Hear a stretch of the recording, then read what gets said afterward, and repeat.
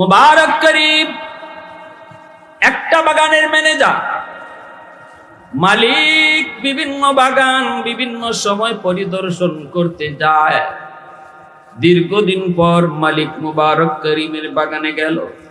যে মুবারক করিমকে ডাক দিয়ে বলতেছে, মুবারক, তোমার বাগান থেকে একটা আনার আমাকে খাওয়াও। মুবারক করিম আব্দুল্লাহ ইবনে মুবারক রাহমাতুল্লাহ আলাইহির বাবা, তিনি যে বাগান থেকে একটা গাছ, আনার গাছ থেকে তিনি দুইটা আনার পেড়ে আনলেন, আইনা মালিকের হাতে বুঝিয়ে দিলেন। মালিক আনার কারা মুখে নিয়ে আর খেতে পারলো না। এত তিতা, এত তিতা, এত তিতা, মুখ থেকে ফালা দেয়।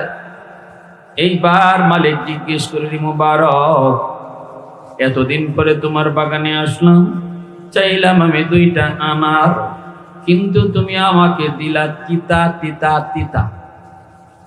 তুমি কি আমাকে মিষ্টি আনার দিতে পারলা না?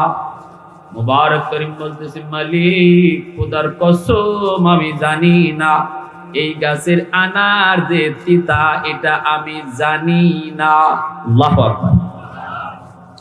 মালিক কই, মুবারক তুমি কও কি? আজকে 20 বছর আমার বাগানের মালিক, আমার বাগানের ম্যানেজার, 20 বছরের ভিতরে কোন গাছের ফল মিষ্টি, কোন গাছের ফল তিতা, কোন গাছের ফল টক, এটাও তুমি বুঝলা না। কি কও তুমি? আমারে কে বুঝাইতে চাও? এই কথা বলতে মুবারক করিম বলতেছে, উস্তাদ জি, খোদার কসম আমি কোন গা ফলে হাত দেই না, তাই বলে যে আমার ইচ্ছা হয় না তা না। বড় লোকের মানুষেরা যখন আইসা তারা টাকা দিয়া ফলমূল কিনে খায়, তাদের খাওয়ার দৃশ্য দেখে আমারও খাইতে মন চায়, কিন্তু যখনই আমি কোনো ফল গাছে হাত লাগাই, তখনই দেখি আমার আসমানের মালিক আমার হাতের দিকে তাকায় রইছি। এইদিকে মালিক এই কথা শোনার পরে মালিকের চোখ থেকে দর দর করে পানি পড়ে। মালিক কান্দে আর বলতেছে, রে মুবারক, কি শুনাইলে রে, কি শুনাইলে?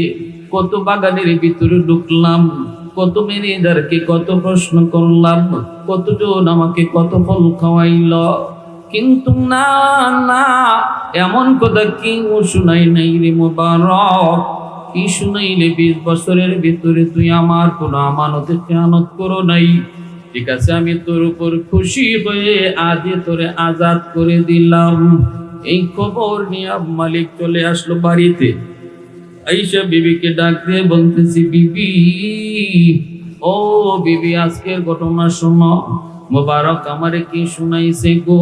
কি শুনাইছে, কি শুনাইছে?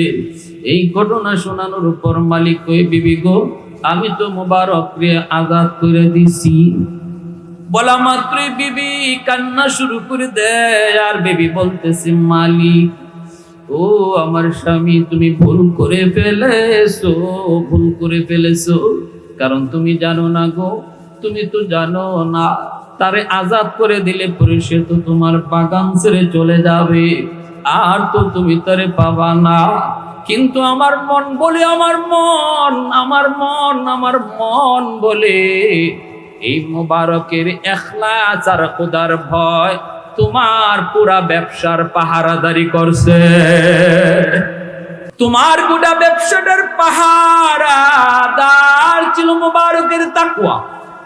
রাতের অন্ধকার নিজের জন্য শুধু আল্লাহর কাছে কাঁদে নাই, সে তোমার জন্য, তোমার ব্যবসার জন্য সে আল্লাহর কাছে রাতের অন্ধকারে কান্নাকাটি করছে। গো স্বামী, না গো স্বামী, তুমি ভুল করে ফেলেছো।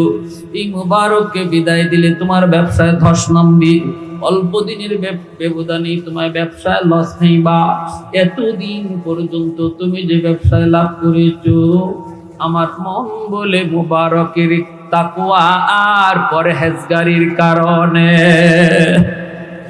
এই কথা বলতেই মুবারক করিমের এই হালতটা যখন মালিক তার স্ত্রীকে শোনাইছে, স্ত্রী বলতেছে, স্বামী, আমার মন বলে তুমি দ্রুত যায়া মুবারক করিমরে থামাও। যদি সে চলে যায় তাহলে তোমার ব্যবসা লাটে উঠবে। ওগো স্বামী, যদি বাঁচতে চাও তাহলে যায়া মুবারক করিমরে আটকাও। এবং সমস্ত বাগানের চিফ ম্যানেজার তারে বানায় দাও। মালিক দৌড়ায় এসে কই, মুবারক, স্বাধীন করে দিয়েছি যে যাওয়ার জন্য নয় বাবা, আজ থেকে তুমি শুধু এক বাগানের ম্যানেজার নও, আজকে থেকে তুমি হলে চিফ ম্যানেজার, সমস্ত বাগানের ম্যানেজার হলে তুমি। মোটা অঙ্কের বেতন ধার্য করলো। বেশ কিছুদিন পর তার উপযুক্ত মেয়েটাকে বিয়ে দেওয়ার জন্য উপযুক্ত একটা পাত্র তালাশ শুরু করে দিল মালিক। মুবারক করিমকে জিজ্ঞেস করে, মুবারক, আমার মেয়েটা উপযুক্ত হয়েছে, বলো তো কেমন পাত্র লাগবে? মুবারক করিম, তিনি তো নবীর খাঁটি ওয়ারিস, তিনি তো আল্লাহওয়ালা, তিনি কয় নবী তো বলেছেন তুনকাহুল মারআতু লিআরবাইন লিহাসাবিহা ওয়া লিজামালিহা ওয়া লিমালিহা ওয়া লিদীনিহা ফাসফার বিযাতিদ্দীন। মায়ার নবী বলেন মানুষ চারটা জিনিস দেখে বিয়ে করে। এক হলো বংশ দেখে বিয়ে করে, আরেকটা হলো সৌন্দর্য দেখে বিয়ে করে, আরেকটা হলো মাল দেখে বিয়ে করে, আবার কেউ দিনদারি দেখে বিয়ে করে। ফাসবার বিজাতিদ্দীন, নবী বলেন তোমরা দিনদারিকে প্রাধান্য দাও, দিনদারিটাকে তোমরা বেশি প্রাধান্য দাও। খালি মাল দৌলত দেখে বিয়ে করতো খ্রিস্টানেরা, ইহুদিরা মাল দৌলত দেখে বিয়ে করে, সুন্দর খালি সুন্দর দেখে বিয়ে করে খ্রিস্টানরা, খালি বংশ গৌরব দেখে বিয়ে করে আরবের মক্কার কাফির কুফাররা, আর দিনদারি দেখে বিয়ে করে মুসলমান ইমানদাররা। ভাইরা বন্ধুরা, মুবারক করিম কয় দিনদারি দেখে একটা ছেলে বের করেন, যেই ছেলে হবে নামাজি, যেই ছেলে হবে মা ভক্ত বাবা ভক্ত, এমন একজন দিনদার ছেলে দেখে মেয়েকে বিয়ে দেন। 1 বছর পার হয়ে যায়, মালিক জিজ্ঞেস করে, মুবারক তুমি কোন ছেলে পাইছো নি রে? নবীর হাদিস মোতাবেক ছেলে পাইছো নি? মুবারক করিম কয় আমি পাই নাই। এইবার মালিক স্ত্রীর সাথে পরামর্শ করে, স্ত্রী গো, নবীর হাদিস মোতাবেক যদি ছেলে পছন্দ করতে হয় তাহলে আমাদের কাছে একমাত্র ছেলে মুবারক। মুবারকের কাছে এই দিনদারি রয়েছে। 20 বছরের ভিতরে যেই যুবক একবারের জন্য বাগানের কোনো ফল মুখে দেয় নাই, হাত দিতেই দেখে আল্লাহ তাকায় রইছে, সুবহানাল্লাহ, হাত দিতেই দেখে মালিক তাকায় রইছেন। এই যুবকের চেয়ে বড় পরহেজগার, এর চেয়ে বড় আল্লাহওয়ালা কি হতে পারে? তার সাথে বিয়ে দাও। মালিক আইসে কই, মুবারক আমার মেয়ের জন্য আর কোন মেয়ে ছেলে তোমার পূজা লাগবে না, আমরা ছেলে পেয়ে গেছি রে বাবা, ছেলে বলে তুমি, তোমার কাছে আমার মেয়েকে আমরা বিবাহ দেওয়ার সিদ্ধান্ত নিয়েছি। মুবারক করিম ডাক দিয়া বলে, মালিক আমি তো বিয়ে করতে রাজি, কিন্তু দেনমোহর দেবার ক্ষমতা আমার না। দেনমোহর দেওয়ার ক্ষমতা নাই। দেনমোহর লাগেনি না লাগে না? বিয়ের মধ্যে দেনমোহর পুরুষের জন্য, স্বামীর জন্য দেওয়া ফরজ, ঠিক না? অবশ্যই দেনমোহর দিতে হবে। দেনমোহর সমাজে, আমাদের সমাজে শুধু লেখার বিষয় হয়ে দাঁড়ায়, কিন্তু শরীয়তের নির্দেশ হলো দেনমোহর পরিশোধ করে দিতে হয়।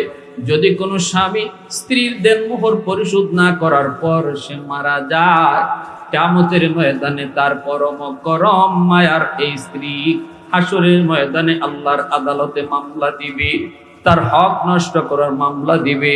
আর সেদিন তার জীবনের সব নেকি স্ত্রীর দিয়াও জান্নাতে যাওয়া সম্ভব হবে না,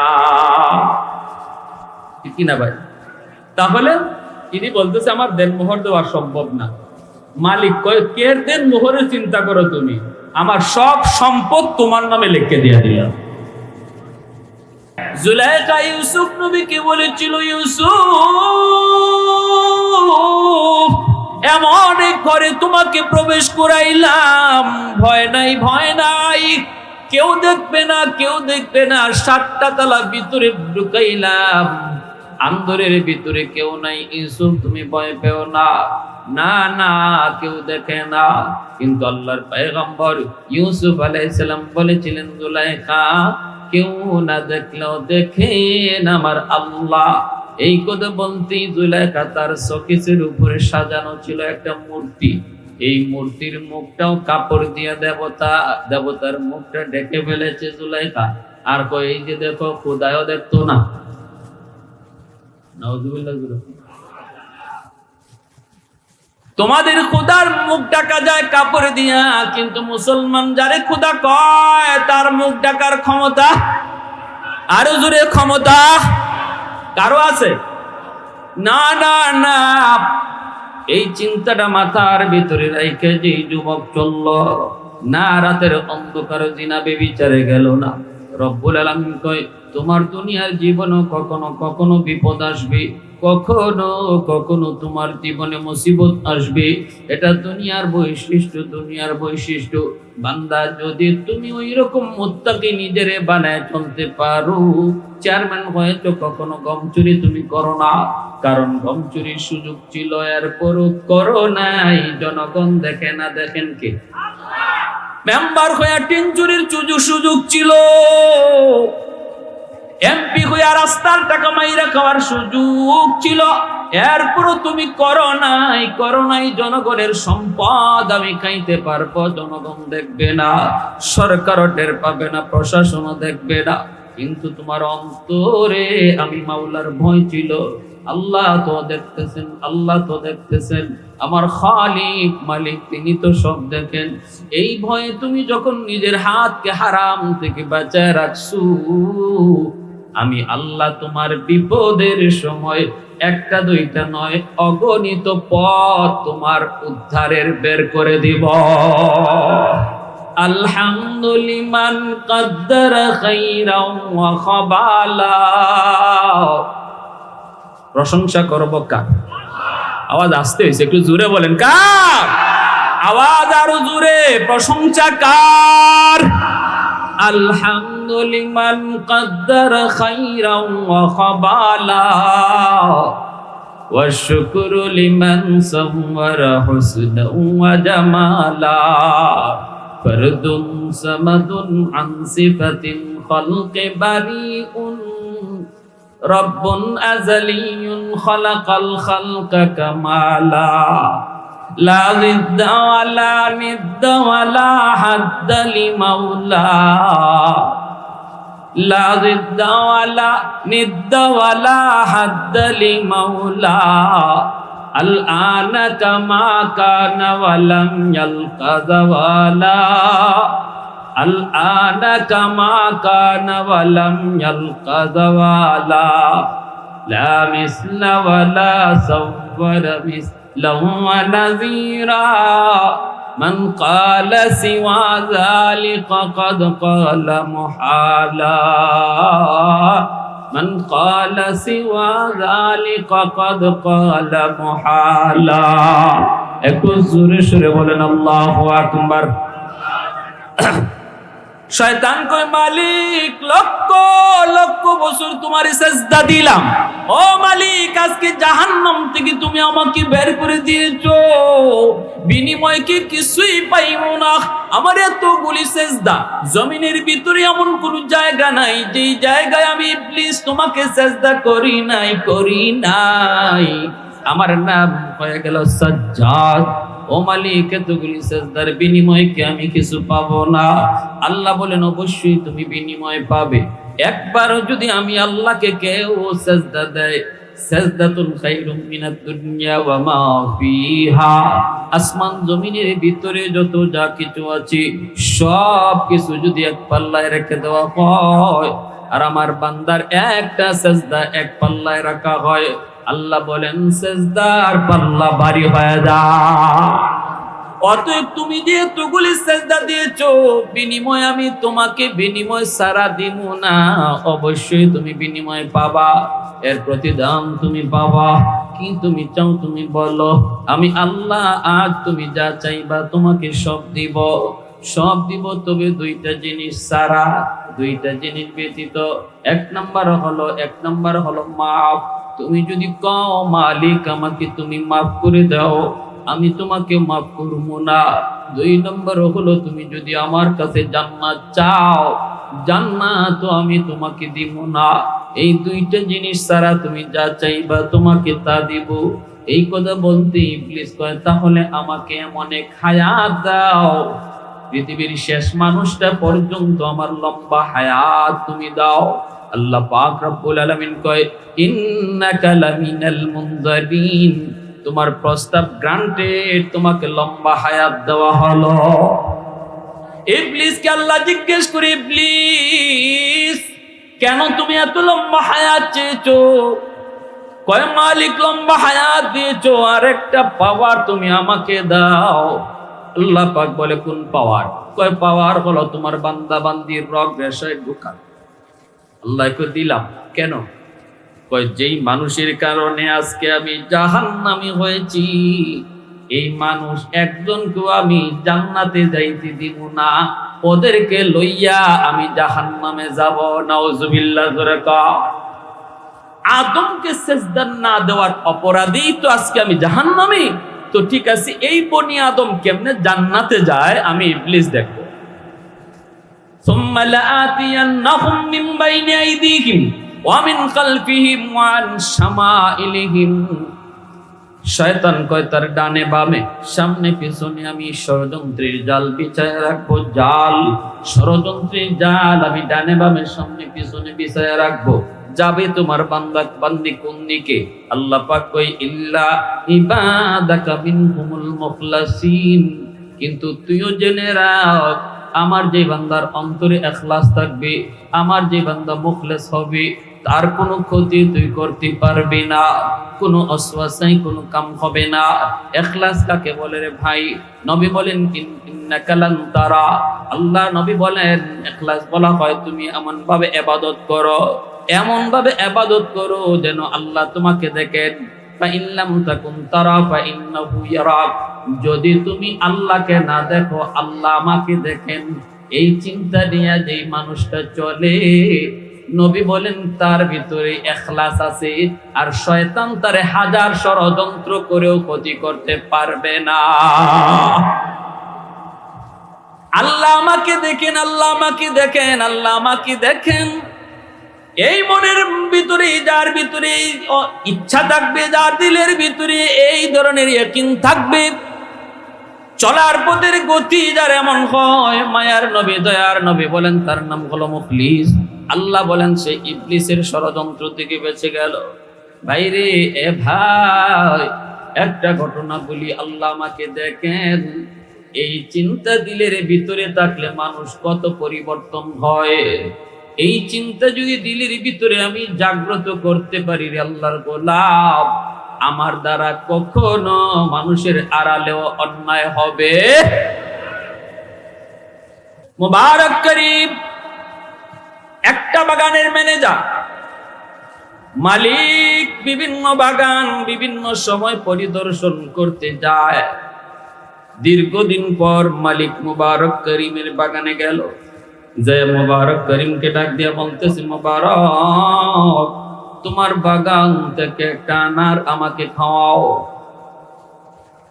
মুবারক করিম আব্দুল্লাহ ইবনে মুবারক রাহমাতুল্লাহ আলাইহির বাবা, তিনি যে বাগান থেকে একটা গাছ, আনার গাছ থেকে তিনি দুইটা আনার পেড়ে আনলেন, আইনা মালিকের হাতে বুঝিয়ে দিলেন।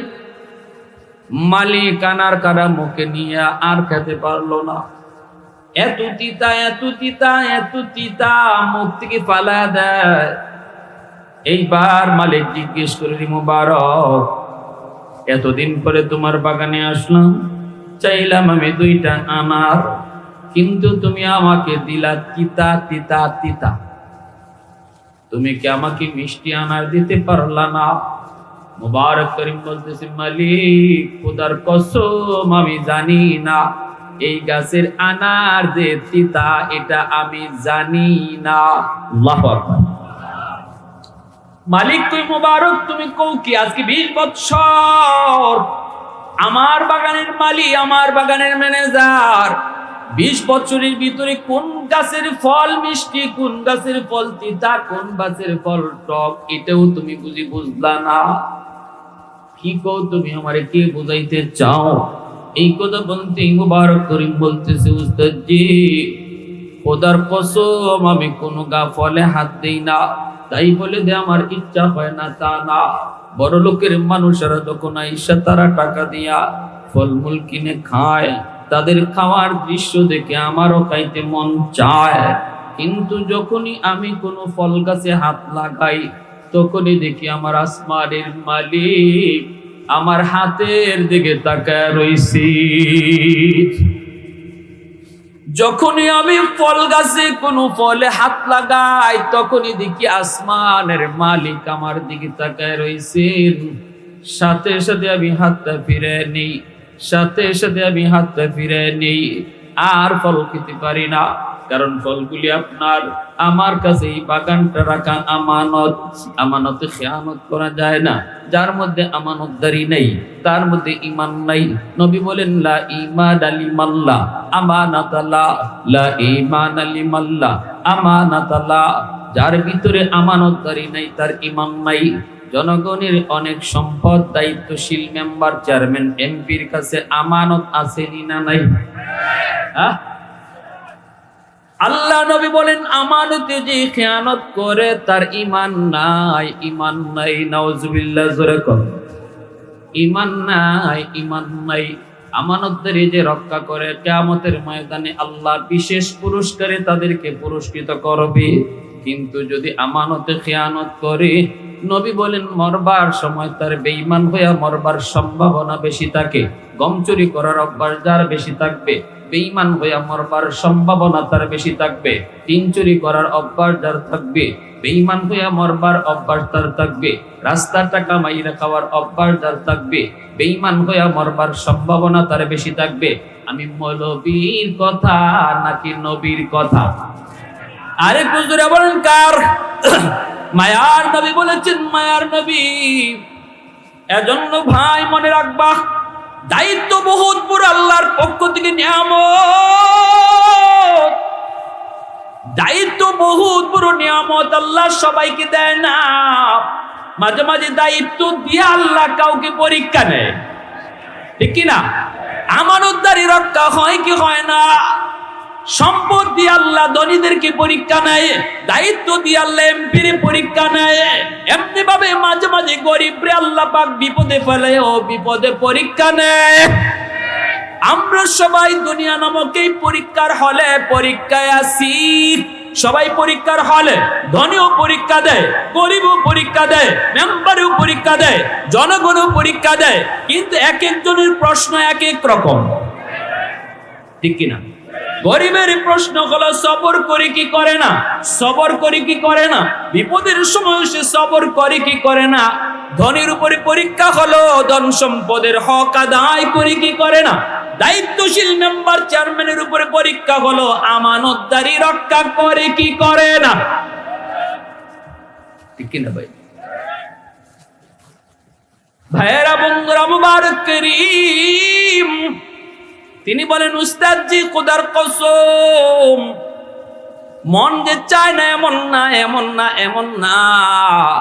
আমারও মন চায়, আমারও গুনাহ করতে মন চায়। এর যুবক, তোমারও মাঝে মাঝে গুনাহ করতে মন চায়। যৌবনের চাহিদা হলো গুনাহ করা, যৌবনের চাহিদা হলো রাতের অন্ধকারে চুরি করা, যৌবনের চাহিদা হলো বন্ধুদের সাথে গুনার আড্ডায় যাওয়া।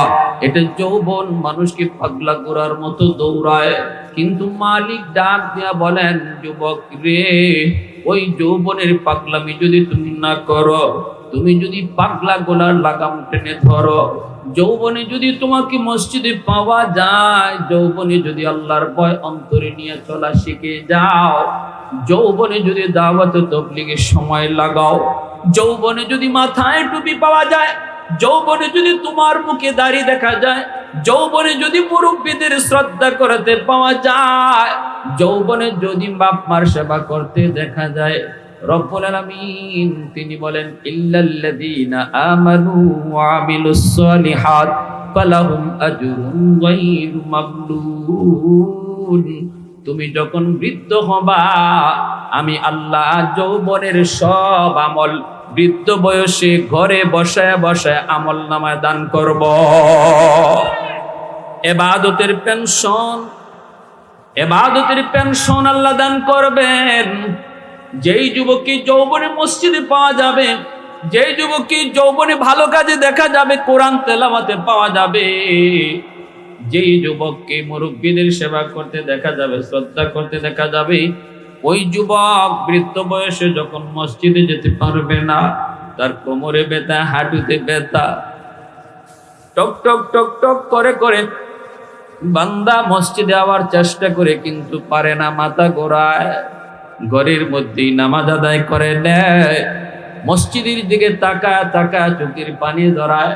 আল্লাহ পাক ফেরেশতাদেরকে বলে, ফেরেশতারা আমার বান্দার আমল নামায় ঘরে নামাজের সওয়াব লিখবা না, কারণ যৌবনে সে মসজিদে নামাজ পড়তো, এখন যদিও সে মসজিদে আসতে পারে নাই, কারণ সে বৃদ্ধ, গায়ে তার শক্তি নাই, শক্তিটা তো আমি আল্লাহই কায়রা নিছি, শক্তিটা তো সে নষ্ট করে নাই, গায়ে যদি শক্তি থাকতো আজও আমার বান্দা মসজিদে যাইতো।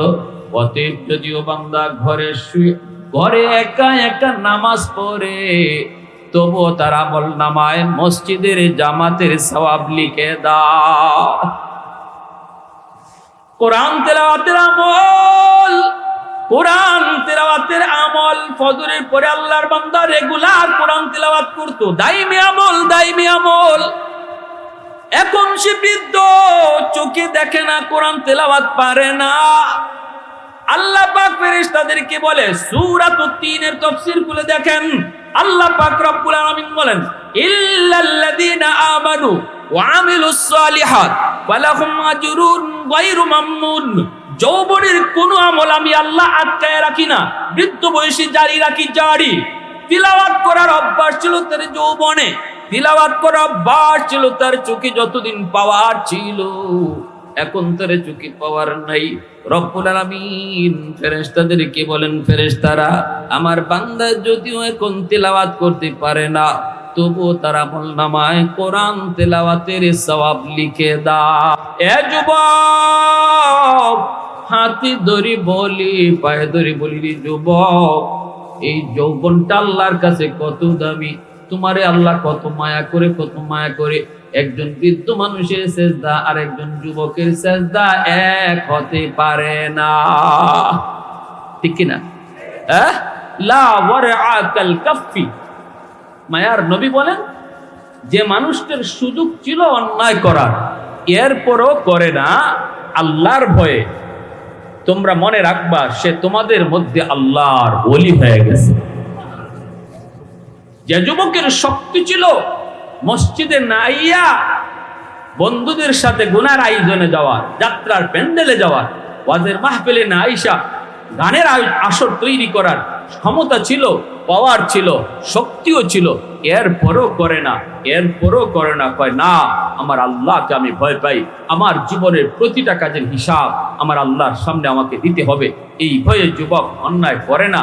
ওই যুবকের সেজদা আর যে বৃদ্ধ মানুষটা চাইলেও যাত্রার প্যান্ডেলে যাইতে পারবে না, চাইলেও সে গুনার আয়োজন করতে পারবে না, কারণ তার গায়ে শক্তি নাই, তার এরকম এনার্জি নাই, তার এরকম জনবলই নাই। এই দুইজনের সেজদা সমান না। নবী বলেন, ওই যুবক যৌবনে আল্লাহর ভয় রাইখা সে মসজিদমুখী হওয়ার কারণে যৌবনেই সে আল্লাহর ওলির তালিকায় নাম লিখে দেয়। সুবহানাল্লাহ। এজন্যই গায়ের শক্তিটা আল্লাহর কাছে এত বড় নিয়ামত, গায়ের শক্তিটার এত দাম। আমার ভাইয়েরা, বন্ধুরা, যুবক মুবারক করিম তিনি বলেন, উস্তাদজি, ও মালিক, বিশ্বাস করো, বিশ্বাস করো, আমি কিন্তু এখনো পর্যন্ত কোন আনার মিঠা, কোনটা তিতা, কোনটা টক এখনো জানি না, কারণ আমি আজও পর্যন্ত মুখে নেই নাই, কারণ এই সবগুলি হলো তোমার পক্ষ থেকে আমার কাছে আমানত। আমাদের সমাজের চেয়ারম্যান মেম্বার যদি মুবারক করিম হয়ে যাইতো, তাহলে তো দেশ কত ভালো হয়ে যাইতো।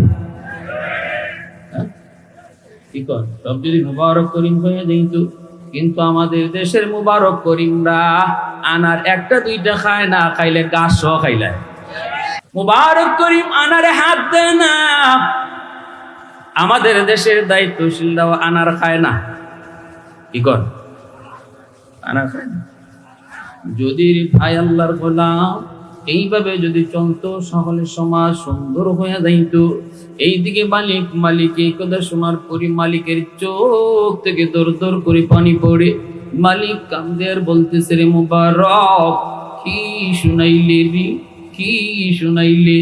কত বাগানের ভিতরে ঢুকলাম, কত ম্যানেজারকে কত প্রশ্ন করলাম, কতজন আমাকে কত ফল খাওয়াইল, কিন্তু না না, এমন কথা কেউ শুনাই নাই রে মুবারক। কি শুনাইলে? 20 বছরের ভিতরে তুই আমার কোনো আমানতে খেয়ানত করো নাই। ঠিক আছে, আমি তোর উপর খুশি হয়ে আজ তোরে আজাদ করে দিলাম। এই খবর নিয়ে মালিক চলে আসলো বাড়িতে। আইসা বিবিকে ডাক দিয়ে বলতেছি, বিবি, ও বিবি, আজকের ঘটনা শোনো। মুবারক আমারে কি শুনাইছে গো, কি শুনাইছে, কি শুনাইছে? এই ঘটনা শোনানোর উপর মালিক কই, বিবি গো, আমি তো মুবারককে আজাদ করে দিছি। বলা মাত্রই বিবি কান্না শুরু করে দেয়। আর বিবি বলতেছে, মালিক, ও আমার স্বামী, তুমি ভুল করে ফেলেছো, ভুল করে ফেলেছো। কারণ তুমি জানো না গো, তুমি তো জানো না, তারে আজাদ করে দিলে পরে সে তো তোমার বাগান ছেড়ে চলে যাবে, আর তো তুমি তারে পাবা না। কিন্তু আমার মন বলে, আমার মন বলে, এই মুবারকের ইখলাস আর খোদার ভয় তোমার পুরা ব্যবসার পাহারাদারি করছে। তোমার গোটা ব্যবসাটার পাহারাদার ছিল মুবারকের তাকওয়া।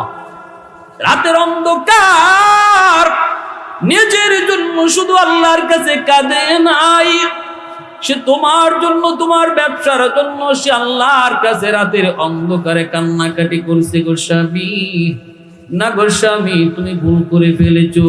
এই মুবারককে বিদায় দিলে তোমার ব্যবসায় ধস নামবে, অল্প দিনের ব্যবধানে তোমার ব্যবসায় লস খাইবা। এতদিন পর্যন্ত তুমি যে ব্যবসায় লাভ করেছো, আমার মন বলে মুবারকের তাকওয়া আর পরহেজগারির কারণে। আল্লাহ রাসূল বলছেন মধ্যম পন্থা। নবীজি বলেন, তোমার স্ত্রীর সাথে তোমার সম্পর্ক হবে দুইটা। কয়টা? জোরে বলেন, ভালো করে শুনলেন। স্বামী স্ত্রীর মধ্যে সম্পর্ক কয়টা? এক হলো, নবী বলেন, তুমি মনে রাখবা, সে তোমার মাহবুবা, সে তোমার প্রেমিকা। স্ত্রীরে নবী প্রেমিকা বলছে, তাহলে বোঝা গেল প্রেম বিয়ার আগে না পরে? ওগলে মারতে না, বুঝি সমস্যা আছে। প্রেম বিয়ার আগে না পরে? সবাই একমত তো? এটা আল্লাহর নবীর কথা, সাবধান, একটু বুঝে কইেন। নবীজি বলছেন, 1 নাম্বার স্ত্রীর সাথে তোমার সম্পর্ক হলো সে তোমার মাহবুবা, বাংলায় হলো প্রেমিকা। কেন বলছেন নবী? এই জন্য বলছেন, মাঝে মাঝে তোমার স্ত্রী তোমার সাথে অভিমান করবে, মাঝে মাঝে তোমার স্ত্রী তোমার সাথে একটু রাগ গুসা করবে। প্রেমিকা যেমন প্রেমিকের সাথে অভিমান করলে, রাগ গুসা করলে সে মারে না, হাত তুলে না, বরং আদর করেই গুসা ভাঙ্গায়, ঠিক কিনা? তারে আরেকটু মহব্বত কইরা নরম ভাষায় মিষ্টি মিষ্টি কথা, কিছু পাম পট্টি দিয়া, কিছু আসেনি না নাই, কিছু পাম পট্টি দিয়া, সবই তো পাম পট্টি, সবই তো পাম পট্টি। যতগুলা গান, প্রেমের গান বানাইছে, দেখবেন একটারও কোনো বাস্তবতা নাই। 1 মিনিট না দেখলে বলে হে মরে যায়। গানের মধ্যে আসছে না এমন কলি, কয়টা মরছে না দেখে, 1 মিনিট না দেখে। হ্যাঁ, সব খালি পাম আর পাম, বাতাসার। এইভাবে আল্লাহ নবী বলেন, এটা বিয়ার আগে না, বিয়ার পরে। স্ত্রী যদি মাঝে মাঝে রাগ করে, গুসা করে, তো তুমিও এরকম কিছু বাতাস দিও, কিছু পাম পুম দিও, দিয়া তার খুশি, তার রাগটা ভাঙ্গাও। কারণ তোমার সাথে তার সম্পর্ক হলো, তুমি তার প্রেমিক আর সে তোমার প্রেমিকা, ঠিক আছে? আরেকটা সম্পর্ক নিয়ে, এখন যদি এটা কই নবী বাদ দিয়া দিতেন, তাহলে প্রেমিকা যেমন মাথা তুকটা লাফায়, এইভাবে লাফাইতো। নবী আবার নামাইছেন। দ্বিতীয় সম্পর্কটা নবী বলেন, তোমার সাথে তার সম্পর্ক হলো, তুমি হলে হাকিম আর সে হলো মাহকুমা। এক, তুমি হলে হাবিব, সে তোমার মাহবুবা। আরেকটা সম্পর্ক হলো, তুমি হাকিম আর সে তোমার মাহকুমা, মানে সে তোমার, সে অধীনস্থ। তুমি তার অধীনস্থ না, বরং সে তোমার অধীনস্থ। অতএব সবসময় মনে রাখবা, তার কথায় তুমি চলবা না, বরং তোমার কথা তারে চালানোর চেষ্টা করবা। বুঝে আসতে পারে? হ্যাঁ। আর আমরা প্রত্যেকে ঢাকা শহরের এরা শুধু একটা লইয়া আছে, হাবিব আর মাহবুবা, প্রেমিকা স্ত্রী আমার প্রেমিকা। অতএব যা কইব আমি তা খালি শুনবো, উনি আগে আগে হাঁটবো, আমি পিছে পিছে দৌড়াইমু। দ্বিতীয় সম্পর্কের খবর নাই। আর গ্রামে আছে দ্বিতীয় সম্পর্ক, হাকিম আর মাহকুমা। যখন কি থেকে হাওয়ার থেকে আসে স্বামী, হাতে যেমন লাঠি থাকে, এই লাঠি নিয়ে ঘরে ঢুকে যদি একটু পানি দিতে দেরি হয় অথবা রান্না একটু দেরি হইতেছে, তখন গরু ফিটাইছে যেটা দিয়া ঈদে দিয়ে ওই বিসমিল্লাহ তারা শুরু করে। আসেনি না নাই?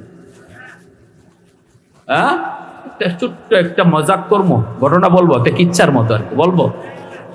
এই দুইটা কত বিপজ্জনক দেখেন। যদিও ঘটনাটা আমি বলতেছি এটা আমাদের জন্য শিক্ষণীয়, যে আসলে আমরা কিভাবে এতেদাল করব, ফ্যামিলিগত বিষয়টাকে আমরা কিভাবে মেনটেন করব, স্বামী স্ত্রীর মধ্যে কি সম্পর্ক নিয়ে আমরা চলবো, দুটোটাই দরকার। এক স্বামী স্ত্রীর কথায় খালি চলে, স্ত্রীর এত ভয় পায়, স্ত্রী যা কয় তা। এখন সে বাজার থেকে মাছ নিয়ে আইছে 800 টাকা। 800 টাকার মাছ আনার পর বাড়িতে আনে, আর মনে মনে ভাবে বাড়িতে যাওয়ার পরে যদি মাছ দাম জিজ্ঞেস করে, তাহলে যদি বলি 800, তাহলেই তো ঘরে তুফান শুরু হয়ে যাবে, ঝড় তুফান, টর্নেডো। কইব হাই হাই, এত টাকা পাইলা কই? হ্যাঁ, তুমি এত দাম দিয়া মাছ আনতে তোমারে কে কইছে? কত কথা কয়, যা আছে কপালে। জিগানো মাত্রই কয় মাছের দাম 500। মাছের দাম, এটারও একটা অনুমতি আছে শরীয়তে। যদি আপনি কোনো জিনিসের দাম বেশি বললে মনে করেন যে ঘরে আগুন লাগবার সম্ভাবনা আছে বা ঝগড়া হওয়ার সম্ভাবনা আছে, তখন শরীয়ত বলে স্ত্রীরে বুঝ দেওয়ার জন্য দামের ক্ষেত্রে একটু মিথ্যা কথা হওয়া যায়। যেমন মাইক বন্ধ করে বলে ভালো আছে দিলাম তো ফেস লাগাই। এখন তো আপনারা গরকে কইলেও বিশ্বাস করতো না, তবে হুজুর হিকাই দিছি। আপনি যদি বুঝেন শাড়ির দাম 1000 টাকা কইলে ঘরে তুফান শুরু হইব, সে বলবে যে তোমার প্যান্ট শার্ট কিলো তুমি 2000 টাকা দিয়া, 3000 টাকা দিয়া, আর আমার শাড়ি লই এসে 800 আর 1000 দিয়ে, তোমার শাড়ি তুমি পরো। যদি এমন কয় তাহলে ঘরে যাইয়েই বলবা শাড়ির নাম 2000। এসে নিকাম 3 জায়গায় মিথ্যা কথা বলা যায়, এর মধ্যে এটা একটা, বাকিটা কইলাম না। আর এই জন্য বেচারা মাছের দাম 800 কয় 500, ঘর ঠান্ডা রাখার জন্য, পরিবেশ ঠান্ডা রাখার জন্য। এই বইলে গেছি জুম্মায়, নামাজ পড়ে আইসা দেখে অর্ধেক মাছ নাই। জিজ্ঞেস করে মাছ কোথায়? কয় পাশের বাড়ির ভাবি আসছিল, ভাবি আইসা কয় তোমাদের ভাই আজকে এত মাছ নিয়ে আইলো, এত সুন্দর মাছ, হাই হাই দাম কত? কয় দাম তো ভালো দিয়ে আনছে 500 টাকা। কয় ভাবি আজকে আমাদের ঘরে মাছই নেই, তোমার ভাইয়ে বুইলেই গেছে, ভাবি একটু অর্ধেক মাছ দিয়া দাও না, অত মাছ একদিনে খাইয়া কি করবা, অর্ধেকটা দিয়া দাও, তোমার আমি 250 দিয়া দেই। কয় ঠিক আছে, আমারও এত মাছ লাগে না, তুমি 250 দিয়া বাকি অর্ধেকটা লইয়া দাও। 250 টাকা দিয়ে অর্ধেক মাছ দিয়ে দিছে। এই কথা যখন স্বামীরে শোনায়, স্বামী কয় হায় রে আমার কপাল, হায় রে আমার কপাল। কি হয়েছে?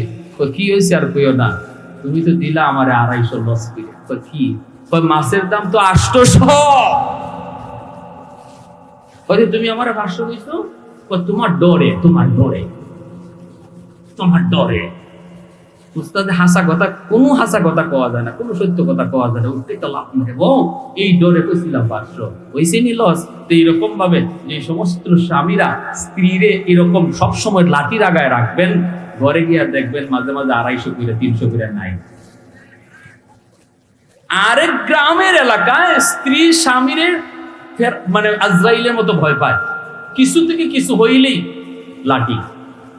ডাক্তারে পরীক্ষা দিছে স্বামীরে, যাও প্রস্রাব পরীক্ষা।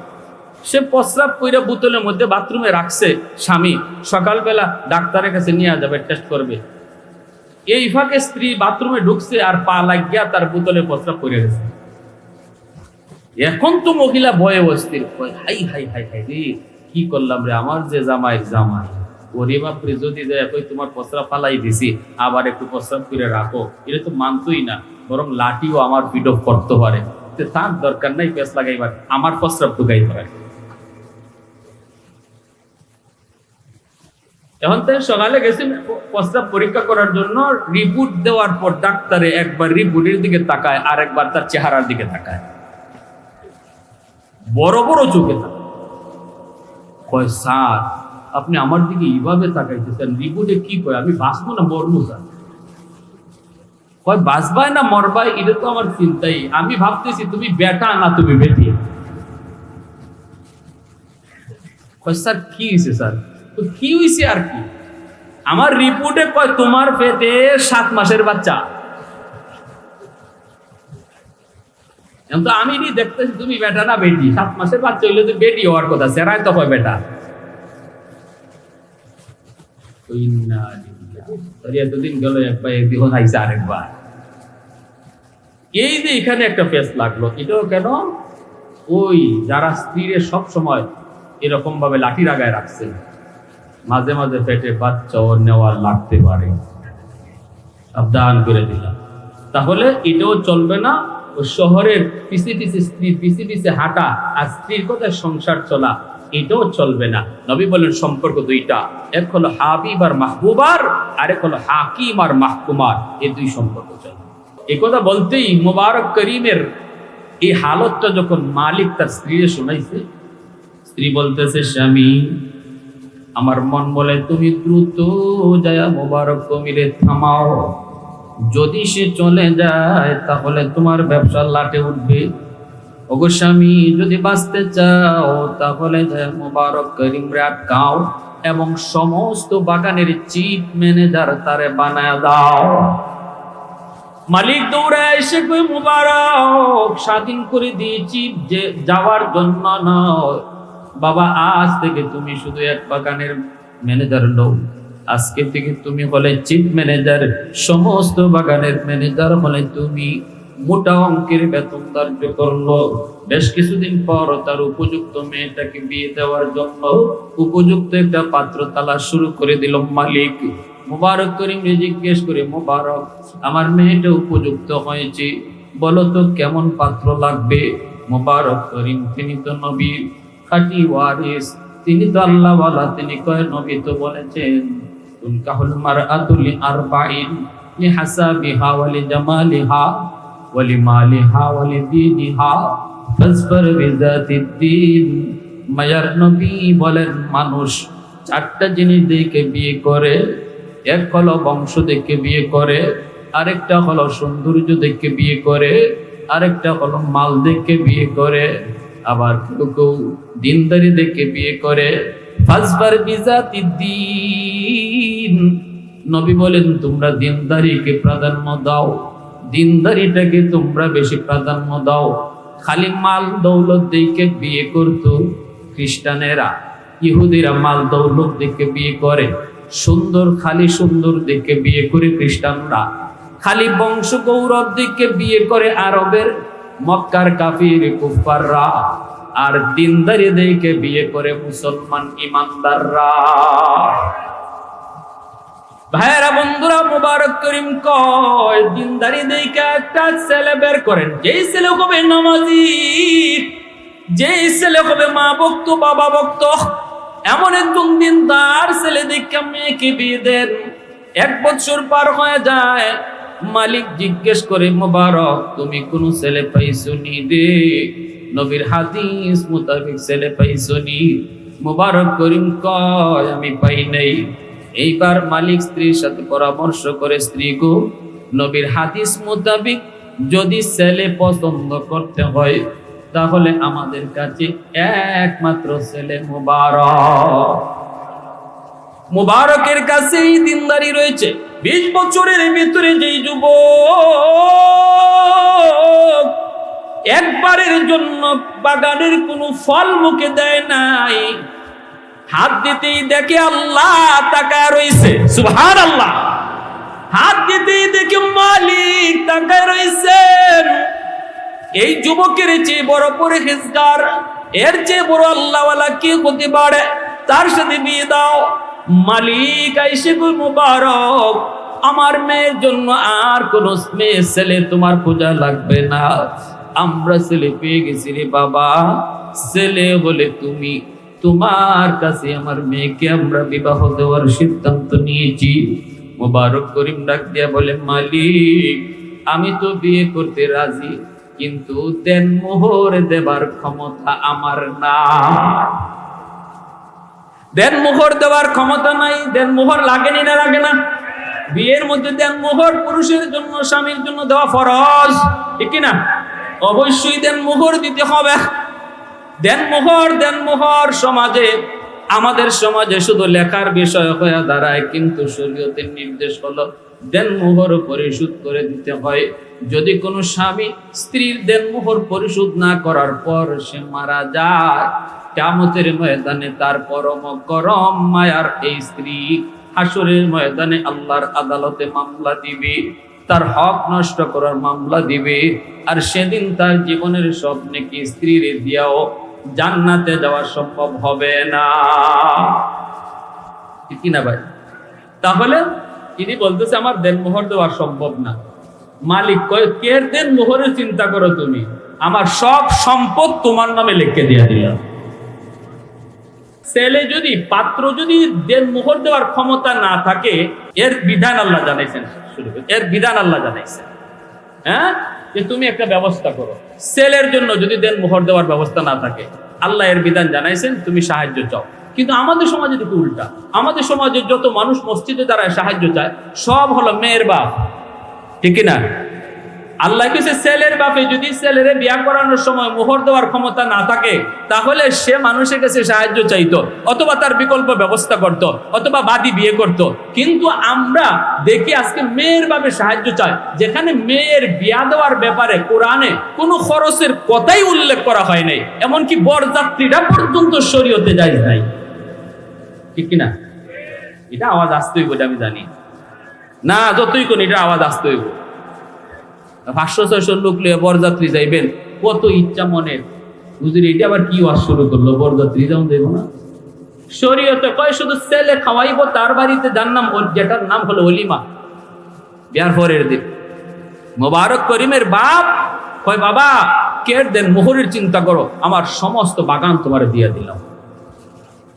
আল্লাহু আকবার জোরে বলেন। আল্লাহ পাক বলেন, তুমি যদি আল্লাহকে ভয় করো, ভয় যদি তুমি করো, তাহলে দেখো তোমার বিপদ থেকে উদ্ধার করার মালিক হবেন আল্লাহ, আর তোমার জন্য অজানা জায়গা থেকে রিজিকের ব্যবস্থা করবেন কে? আর একটু জোরে বলেন কে? মুবারক করিম কি জানতো তার যে সে গরিব থেকে, মানে জিরো থেকে হিরো হবে, এটা কি তার কোনো জানা ছিল? কিন্তু তার অন্তরে দৌলত ছিল তাকওয়া, খুদাভীতি, ঠিক কিনা? এই খুদাভীতির কারণে আল্লাহ মুহূর্তের ভিতরে জিরো থেকে তার হিরো বানায়া দিলেন, জিরো থেকে হিরো বানায়া দিলেন। আল্লাহ সম্পদশালী করে দিলেন, সুন্দরী স্ত্রী তারে দিয়া দিলেন। আল্লাহ পাক রব্বুল আলামিন বলে, বান্দা এই কথার উপরে ইয়াকিন করো, ইয়াকিন করো। তুমিও যদি আমি আল্লাহকে ভয় করে চলো, যেখানেই থাকো, যে অবস্থায় থাকো, জবাবদিহিতার জিন্দেগি যদি তুমি সামনে রাখো, যে আমার জীবনের প্রতিটা কাজের হিসাব আল্লাহর সামনে একদিন দিতে হবে, এই চিন্তা নিয়ে যদি তুমি চলো, তাহলে তোমার জীবনে যত মুসিবত আসবে, সমস্যা আসবে, আসতে পারে, সমাধান করব আমি আল্লাহ, আর রিজিকের ব্যবস্থাও করব এমন জায়গা থেকে যার কল্পনাও তোমার ছিল। সুবহানাল্লাহ, জোরে বলেন। এই মাদ্রাসা আমাদেরকে ওই জীবনের শিক্ষা দেয়, জবাবদিহিতার জীবন শিখায়, যে না দুনিয়ায়, এই দুনিয়া পরেই শেষ, না তা না, মরলেই শেষ তা না, মরার পরে আমার একটা জীবন রয়েছে, যেই জীবনটা হলো জবাবদিহিতার জিন্দেগি। এটা কোরআনের শিক্ষা। আমার ছেলের যদি মাদ্রাসায় পড়াই, নাতিটারে যদি মাদ্রাসায় পড়াই, তাহলে সে ওই জবাবদিহিতামূলক জিন্দেগি নিয়ে গড়ে উঠবে, সমাজের মানুষকে ওই জীবনের কথা সে বুঝাবে। মাদ্রাসা শিক্ষা বন্ধ হয়ে যাবে, যদি কোরআনে আলোচনা বন্ধ হয়ে যায়, তাহলে মানুষ বেপরোয়া হয়ে যাবে, যা পাবে তা খাবে। তখন আল্লাহর কাছে হিসাব দেওয়ার চিন্তা তার মাথায় থাকবে না, তার জীবনের মাঝে আর গরু, ছাগল, হাঁস, মুরগি এর মধ্যে কোনো তফাৎ থাকবে না। তাহলে মাদ্রাসা শিক্ষার দরকার আছে না নাই? কোরআনের শিক্ষা কারা কারা চাই, একটু হাত তুলে আল্লাহকে দেখায়। আল্লাহ তুমি কবুল করো, জোরে বলি আমিন। আমিন, আরো জোরে বলি আমিন।